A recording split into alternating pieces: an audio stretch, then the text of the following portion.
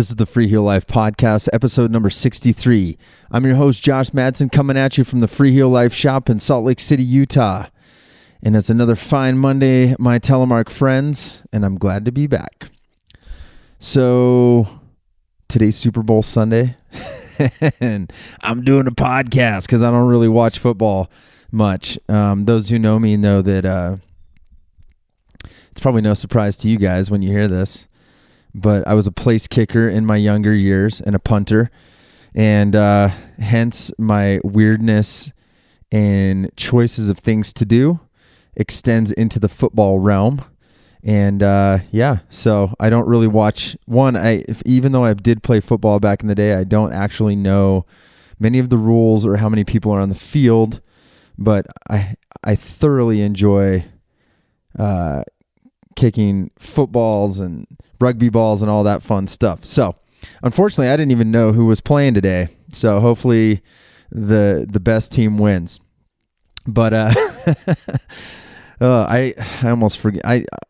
Everyone else who knows me too knows that I rarely remember when it's holidays. So, the fact that it's Super Bowl Sunday, I kind of didn't know that was the case until somebody mentioned it at the shop the other day.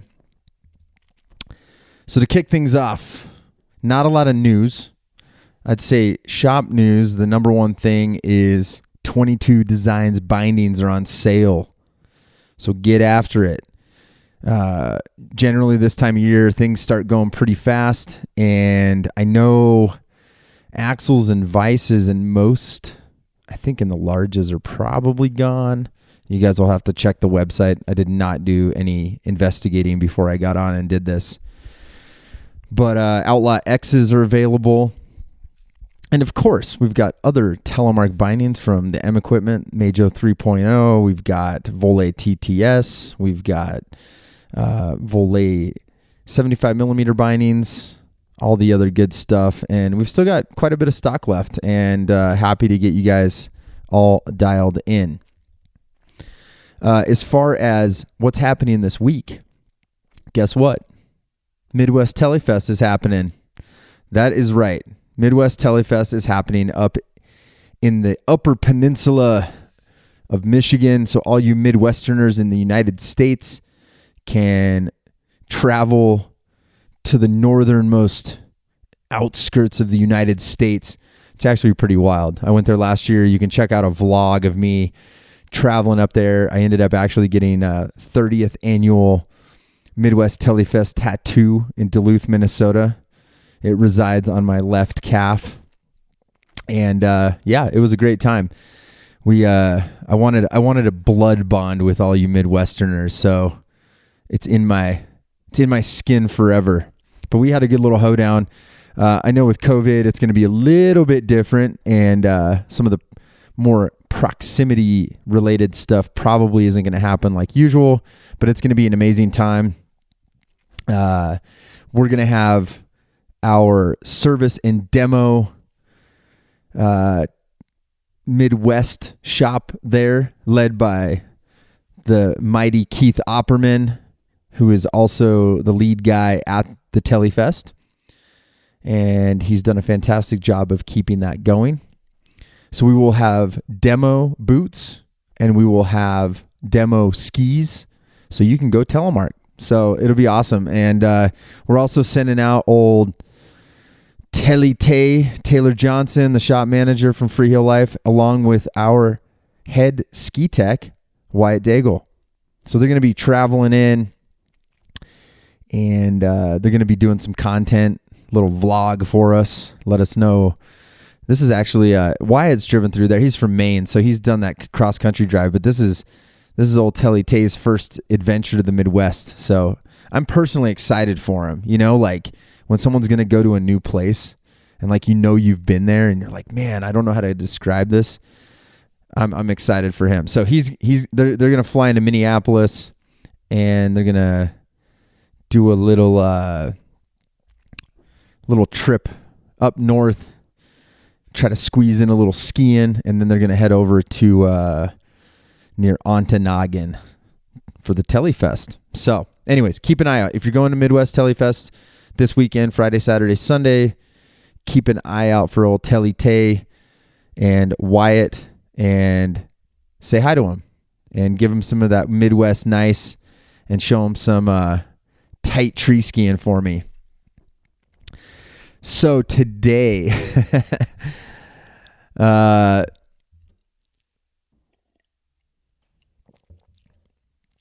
wanted to dig in on a topic. I was kind of going to make this a quick one because this was a weird week. First off, my computer got stolen. Literally, someone smashed my window in the front of my Subaru. And I know you guys are like, don't leave your stuff on the front seat. And I'm like, yeah, in this particular case, I just happened to walk inside a house.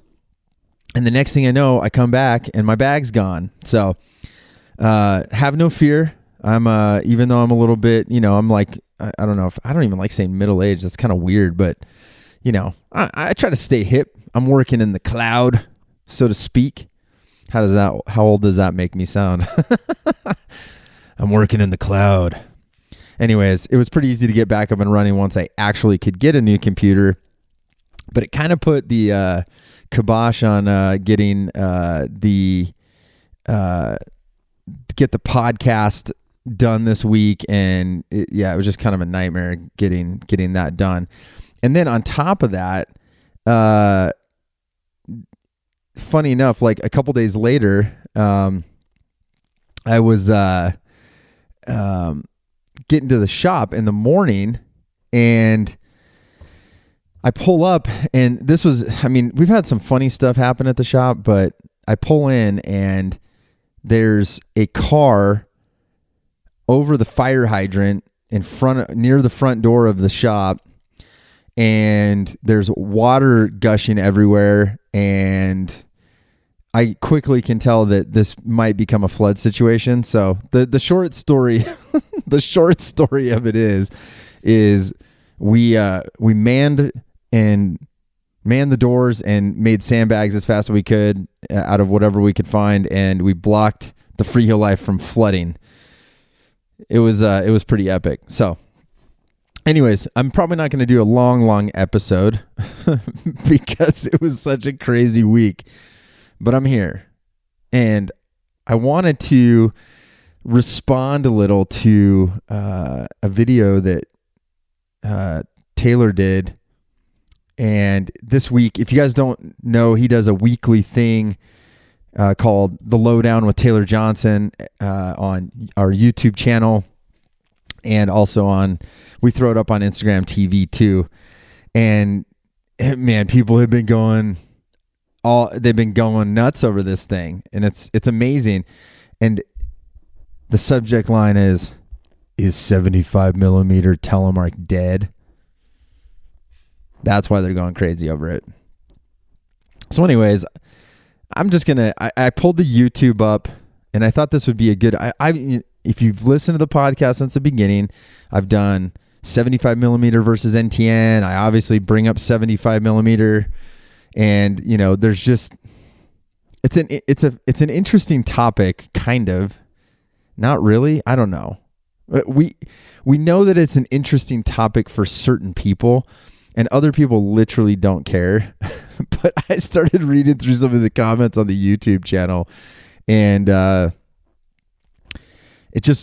really illustrated kind of where we're at with this thing. And I just wanted to riff off of Telemark, off Teletay's Lowdown for the week, and give my opinions on it personally. And we're pretty much on the same page. What he's talking about is what we've talked about since we opened the shop in 2014. It's the stuff we've been talking about forever. And so anyways, I'm going to read through some of these comments too, because I thought there was some good cues to discuss. And we can kind of go from there.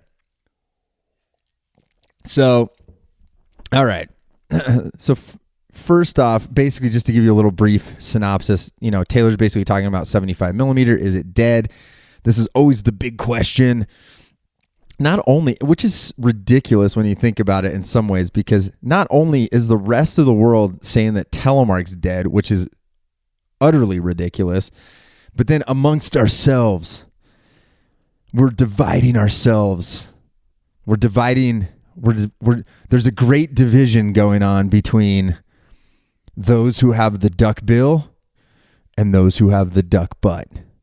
And this division's tearing us apart. No, it's not really tearing us apart, but it sounds really dramatic, and that's what always makes me laugh when everyone's kind of, commenting on the beautiful interweb about what it is. And basically Taylor talks about it in the same way that I always do, which is, look, there's not going to be a new 75mm binding. If you're skiing on 75, but with that said, we're always like, there's 75mm bindings being made all the time. They're still being made, but innovating, moving into the next realm of bindings. You're looking at NTN.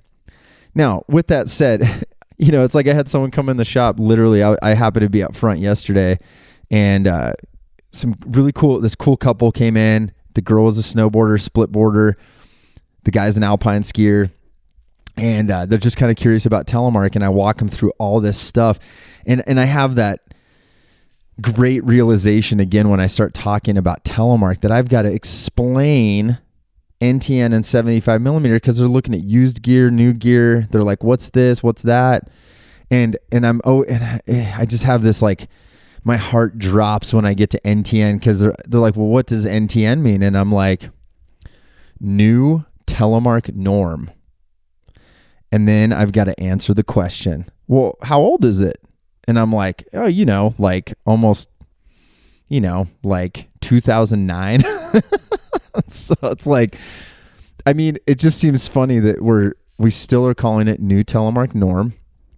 And one day, mark my words, we will call it Telemark. And that's just how you fasten the boot to the ski. It's not a big deal. So that's really it. When you're moving to a new boot, we're going to move, you come into Freeheel life, you're ready for a new boot. 99% of the time, we're going to say, hey, let's start looking at NTN boots because we want your boot investment to last. We want it to last. You don't want to buy a boot, you want to buy boots every couple of years. We're cool with that. We'd love to have your amazing boot purchases. However, it's expensive. And that's, not only are we protectors of the turn, yes, we're running a business. Yes, we want to be profitable, but I'm a big believer. If we help protect your hard-earned money, you're probably going to shop with us again. So the last thing we teach our staff to do is just wheel and deal you into buying a boot for no reason. So anyways, so that's my little history on NTN. It's silly that we're still calling it NTN, but I understand we have to distinguish between the great divide between 75 and NTN. So that's kind of the synopsis. Go watch it, the Lowdown. I'm just going to go through these comments because people are saying real stuff about this, and I would like to say we do love you guys commenting. It's great. And I always encourage people to be as positive as possible because when you come into Freeheel Life world, I want us to comment in a way and have discourse that invites new Telemark skiers coming to this, and we want to make it look semi-friendly. That's kind of how we work as a Telemark company over here. So that's what we're hoping for. So first guy says, great video. I love the soft landing you're giving the diehard 75ers. I agree. Yeah, Tay did a good job. He gave a good explanation. And like we said, it's not that 75 is not available. It's that's not the future of how we fasten the boot to the ski. Very simple. Nobody needs to get too worked up. It's how you fasten the boot to the ski. That's all it is. Some people are going to say it changes Telemark. It's a whole nother conversation. It's not going to change Telemark. Telemark's a downhill technique like I talked about a couple episodes ago. Don't forget. So as long as we're not locking the heel down, We're all good to go. So the next guy says, I love my 75mm setup. I just don't get enough time on the hill to upgrade to a whole new system. So I'm going to stick with my Scarpa T2s and Rotofella Cobra binding for the time being. I think that's a fantastic comment because this is what what we're illustrating. This gentleman here, he is correct. He has a good setup. He's got a pair of T2s and some Cobras. Basic cable binding, no big deal. Doesn't sound like he's ready for a new pair of boots. Rock on, keep skiing that because one, you're used to it. You know how it works. You know your gear and you're not skiing that much, it sounds like. But when you do go, you're happy. So awesome. So 75mm lives on. Awesome. And I really think that's kind of what I wanted to get across today is it's funny how we can put like a little title up and people get so worked up over it. But we've got to look at all the aspects, all the perspective of what's going on here. So that gentleman, I think he's doing exactly what it is, not looking for new stuff, got a good setup. Now, on to the third comment.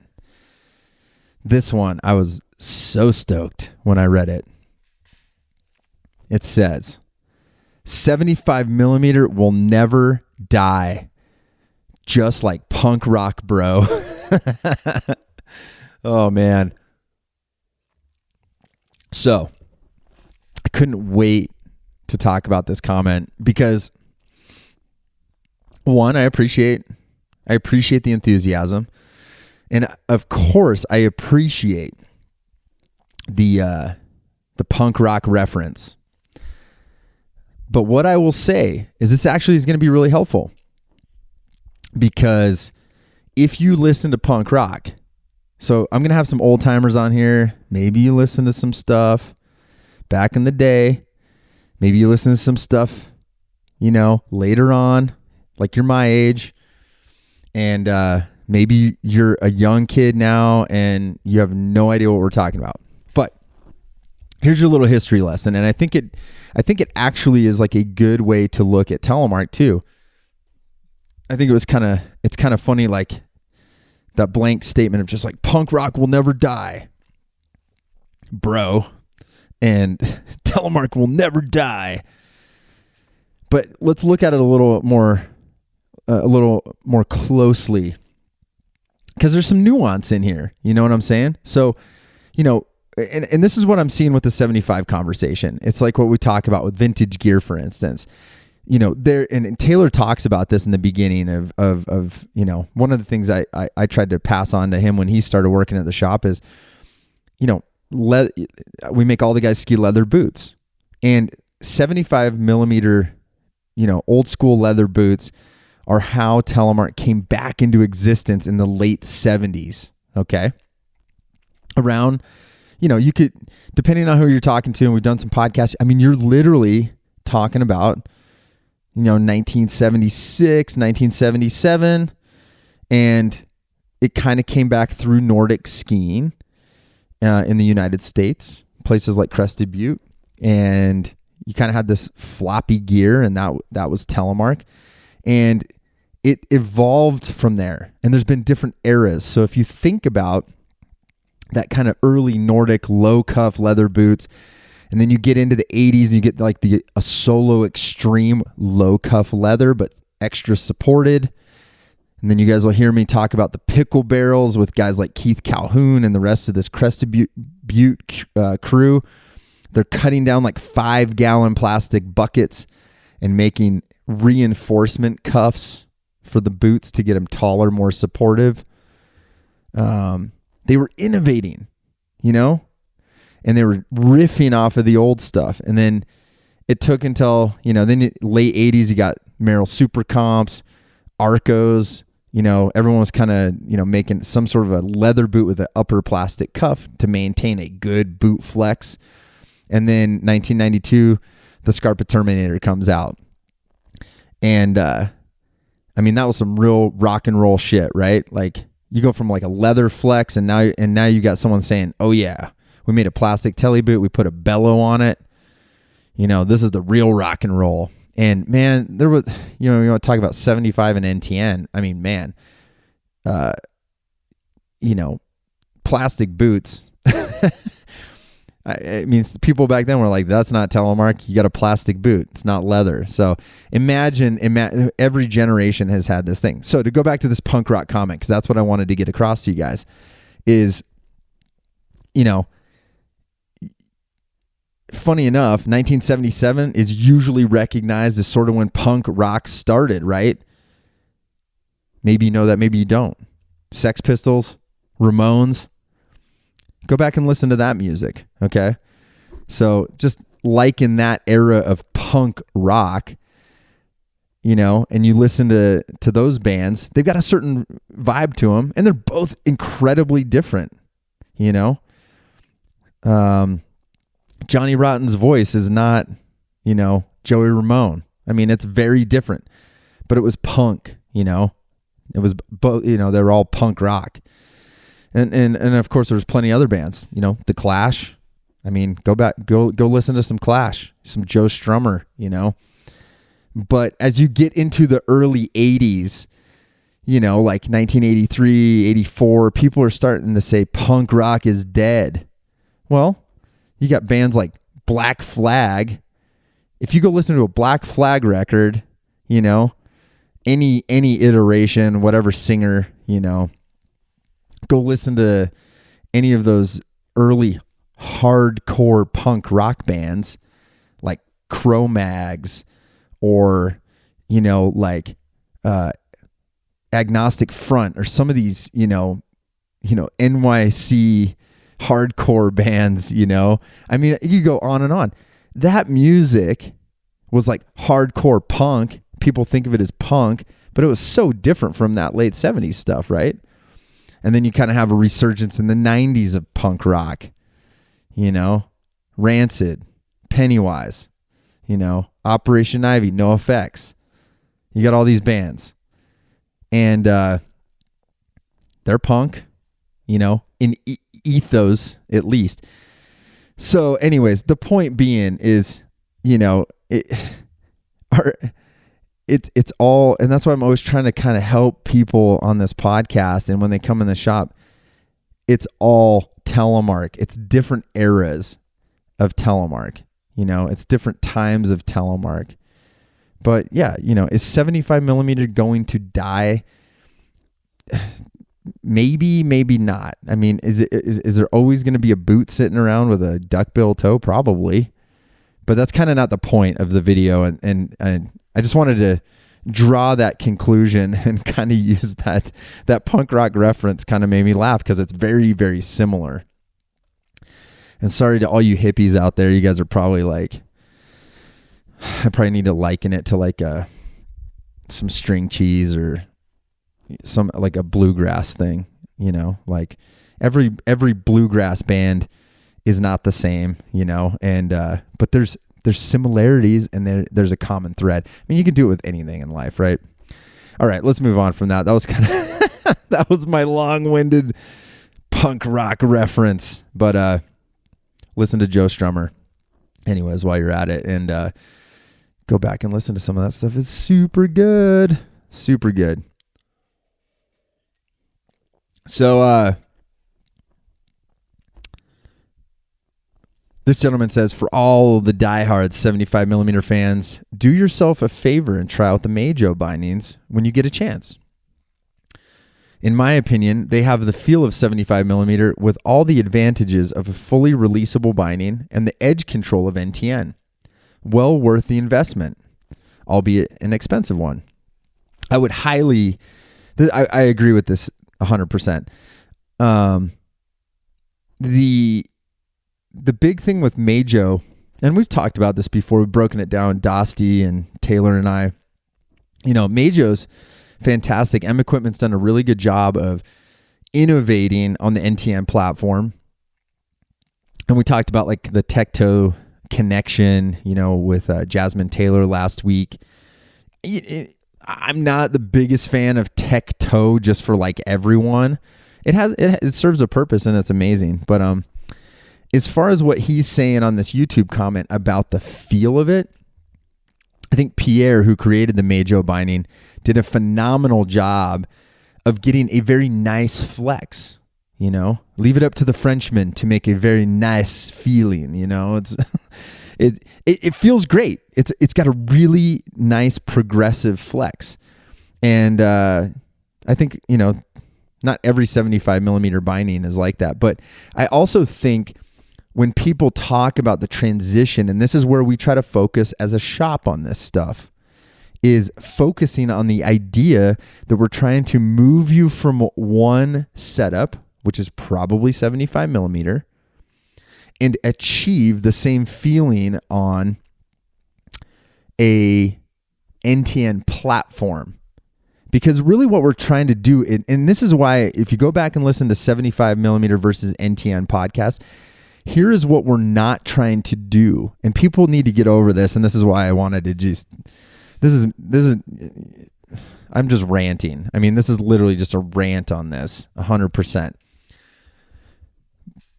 But perk the ears up real quick. If you're doing it correctly, there shouldn't be a conversion from 75 millimeter to NTN. Okay? I'm going to say that again. You're not converting yourself from 75 millimeter to NTN. But what we are trying to do is achieve a similar or exact feeling that you have on your current setup with how you're now going to fasten your boot to the ski and the binding, which, side note, is going to be new Telemark norm, NTN. But this idea of conversion, people need to get over it. It's just where the innovation's going, how we fasten to the ski, and we're not trying to convert you from one feeling to the other. Now, I will say, I'm the first guy to be like, hey, we might not have all the options that we would like. But going back to Majo, there's like 20 different options of spring combinations, probably more than that actually. Spring combinations, spring settings, release settings, then what kind of boot you're using in combination with it. Same thing with Outlaw X, different springs, different settings. Okay. The future of Telemark bindings is having the ability to customize it and make it feel different depending on what you want to do that day. Now, where the customization comes in handy is moving these people from older 75 millimeter setups because they're ready to get a new boot. And when you want to get a new boot, it's a great opportunity to get something that's going to last you a while, but you want to customize it because the one thing you cannot take away from a Telemark skier is their turn. You cannot take their turn and their style and their flow. Okay? Because we earned that. You earn it, you know? And when you learn to Telemark, if you're a newbie, you'll understand what I'm talking about later. Once it clicks. All of you telemarkers out there that know what I'm talking about, when it clicks, it clicks. And you are going to fight anybody that's trying to change your gear to where it doesn't work the way that feels right. It's so different from any other snow sport because when you're dropping a knee, it requires a certain feeling and you earn that feeling based on the gear that you have. Even if it's crappy gear, you're going to earn that feeling and you're going to keep it, and you want to transition it to all new setups in the future because that's your base you're working from. Doesn't mean you might not change, stance, style, flow, whatever, but that transition is really good. So that was a good comment on Majo and just, having a similar feeling. He's kind of, hitting the nail on the head. This next gentleman, he says, can you do a BMF 75 millimeter versus NTN review for comment? I have a 75 millimeter boot that I love. And since it can be swapped out to NTN when it's time for new boots, it's a future-proof binding. I'm interested in how it feels as 75 versus NTN. I think this is definitely a good video to do. I actually have not skied on the 75 version of the BMF. He's talking about the Bishop BMF, which stands for badass mother, But there's a 75 millimeter toe, and you can actually do a conversion kit. So that's why he's calling it future proof. One binding, and then you can switch the toe, start on your 75, and then eventually switch to an NTN toe.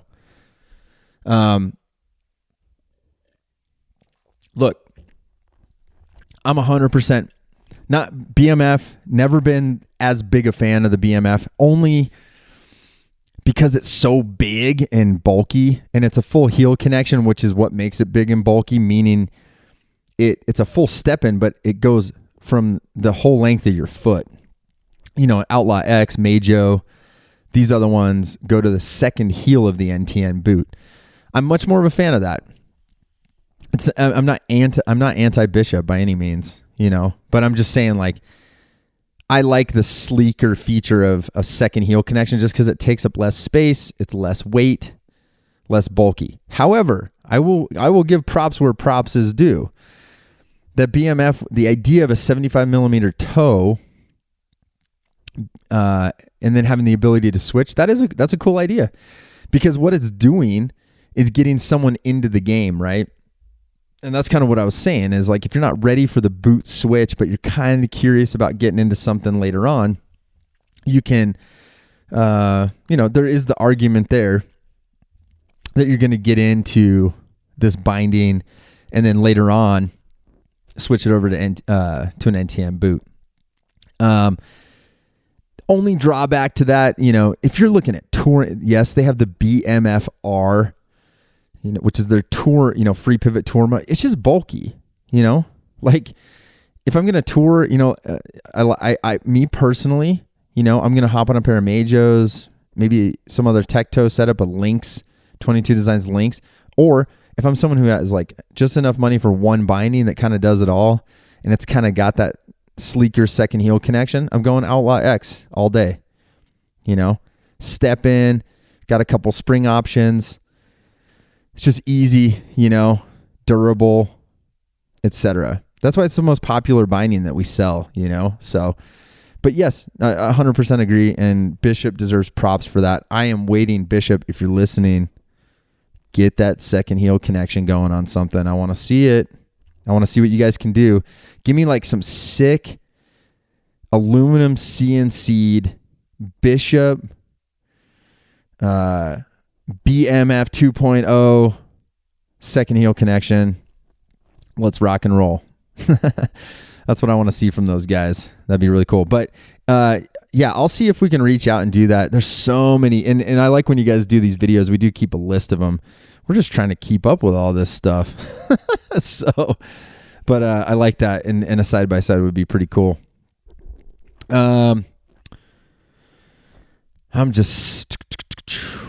This is a great comment. 75 millimeter is perfect for getting into the sport. If anything, NTN has allowed for new telemarketers to try the sport for a far lower price than any other sport on snow, and allowed telemark clubs to gather gear at a much faster rate to help these people get into the sport. And I think this is from a gentleman up in named Owen. I think you are up in, if you're listening to this, I think he's up in Missoula, and he's part of a telemark club, maybe at the college. I could be wrong, but I think I saw something about this. Anyways, he makes a great point, and I love this. Guess what? As we move to fasten our skis differently through NTN, which hopefully one day is just Telemark, guess what's going to be left? A lot of 75 millimeter gear kicking around and stuff that's fairly durable. G3 Target cables are probably not going to last forever, but hey, we still got bindings, and boots are going to be more and more readily available because now we're already in the cycle of seeing NTN come through the used gear market more regularly. So Owen is right. You guys want to help spread Telemark out there? 100%. Grab that old stuff and start passing it around your community. We're doing our best to kind of, do stuff in Salt Lake. We got our beta test program. We got our Midwest Service and Demo Center open. We're trying to get these other ones open. But hey, if you're local, if you see people throwing this stuff away, 75mm stuff, throw it in your closet. Especially come springtime, I always say Telemark will grow always, because here's the thing. If it's a great winter, springtime, everyone wants to do something different because they're kind of cooked. Great time to learn how to tele, pull it out of your closet, hand it to your buddies. Because all year they've been watching you shred, and they're like, that is so rad, but I'm not going to waste a powder day. Well, spring's a good time. Second thing that happens, every bad winter, guess what people do? Man, it hasn't snowed in like 2 months. Maybe I should try telemark skiing. Go in your closet, pull out the old gear. Hey, here, homies, take the tele gear and get after it. And that's what it's about. So 75mm is going to have a purpose. It will always have a purpose until it just gets too old that it goes away. And then it'll be cool vintage gear. If you're a true aficionado of telemark like I am, you start collecting stuff. You got your 75mm. I think Tay talks about this in the video too. All of us have leather boots. All of us have 75mm boots. All of us have NTN boots. It is what it is, right? Like, it's all tele, but it's fun because each one, it feels different, It's like anything. And I think that's what tele is so cool. It's like, are you into cigars? There's all different types of cigars, different wines, there's different vintages, Telemark's the same way. Think about it like that. There's no there should be no division, between all these things. So I think that's a good one to end on. Like I said, I just did a short one. Thanks for letting me rant. Look, we love you guys checking these videos out, and we love your comments. And there's so many comments on here. There's 37 comments. So if you want to read the rest of them, go to our YouTube channel and definitely check that out and leave your own comment. Let us know what you're thinking about, is 75mm dead? And but those are my thoughts. And again, it's how we fasten it to the ski. The 75 versus NTN, doesn't matter. There's no conversion from one to the other. It's not like you're converting from Alpine to Telemark. It's like one boot to a new boot, and they just connect differently to the ski. They all make Telemark turns, and there's all sorts of vintages of the Telemark turn that you can indulge in over the course of your Telemark lifespan. So thanks for letting me rant. Hopefully Super Bowl was great, and hopefully they won by a field goal, because kickers are the best.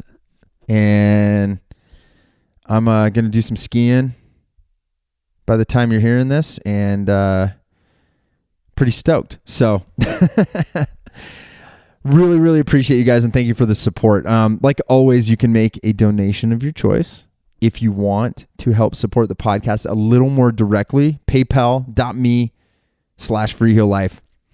Otherwise, we want to be your preferred Telemark shop, and we are there for you. You can call and talk to us, ask us questions.